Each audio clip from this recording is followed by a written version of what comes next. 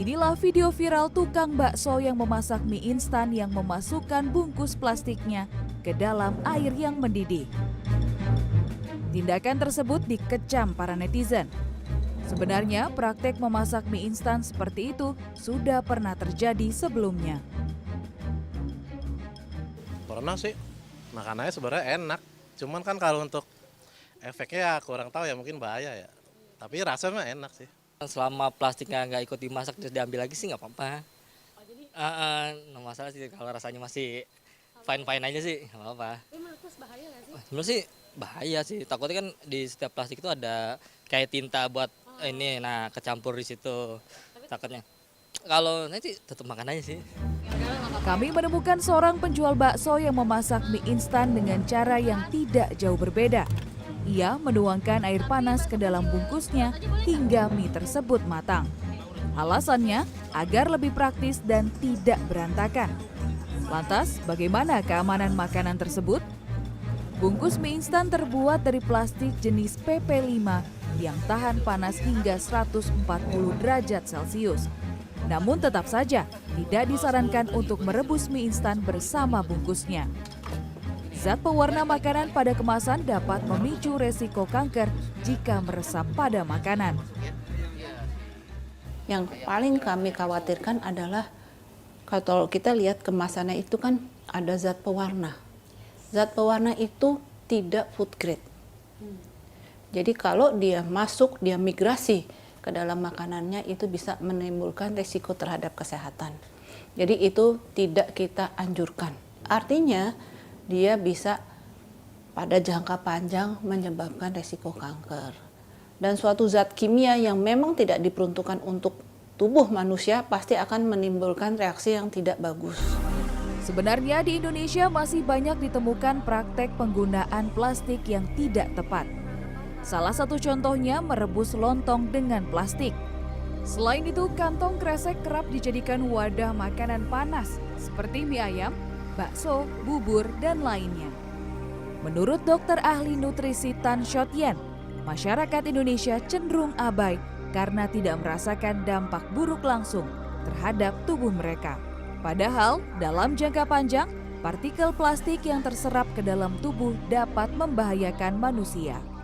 Ya, prinsipnya adalah dari plastik yang kita takutin itu adalah bisphenol A. So itu adalah suatu zat yang memang turunan dari plastik yang kalau diam-diam masuk istilahnya menyerap ke dalam makanan, so ini mempunyai dampak di kemudian hari. Dampaknya adalah yang pertama itu udah pasti disrupsi dari hormonal. Ya zaman dulu orang punya anak gampang banget kan, 3, 6, 9, 12 ya. Sekarang punya satu aja kok rasanya ngeden gitu ya. Kualitas sperma tidak baik lah, telurnya kecil-kecil tapi nggak bisa dibuahi dan seterusnya.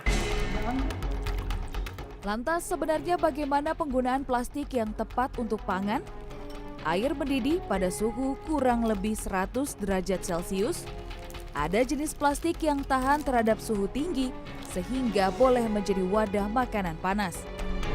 Hal penting yang harus kita ketahui adalah cermati kode yang tertera pada plastik dan kegunaannya. PET 1 merupakan plastik yang tidak boleh dipakai untuk mewadahi pangan dengan suhu lebih dari 60 derajat Celcius. Contohnya botol kemasan air mineral.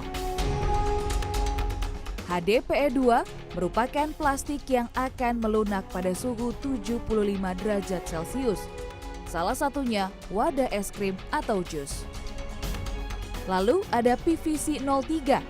Plastik ini tidak bisa dipakai untuk mewadahi pangan yang berminyak, berlemak, dan dalam kondisi panas. Contohnya botol kecap.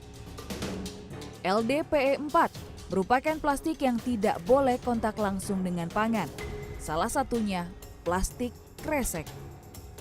Kresek dibuat dari bahan daur ulang plastik yang bisa saja sebelumnya digunakan untuk wadah kotoran atau barang lainnya. Selanjutnya ada PP5 yang melunak pada suhu 140 derajat Celcius. Plastik ini cukup baik untuk kemasan pangan.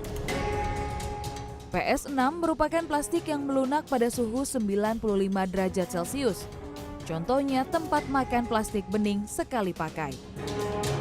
Terakhir, Other 7 yang mengandung polikarbonat dan dapat melepaskan zat BPA yang dapat merusak hormon tubuh.